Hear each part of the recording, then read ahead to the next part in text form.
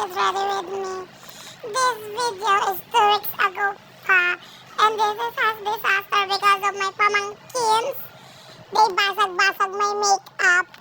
It was accident, but hindi ka tanggap-tanggap. Blush on pa talaga. Ang napuruhan. Ayan.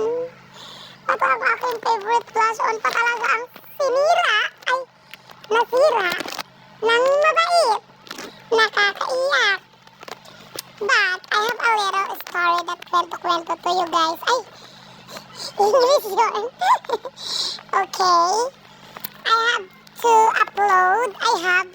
Meron akong i-upload next 2 days or maybe later na video about this. Dahil pagkasiranero, umorder na ako ng kang bagong makeup. Ano yun talaga, Christmas makeup ko, in-order ko. Siyempre, kailangan ko yun para magmukha naman akong legit na person. Para naman sa Christmas ako'y maging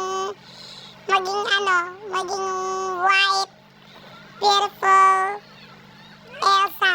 Hindi maging white lady at maging Rudolph or snowman.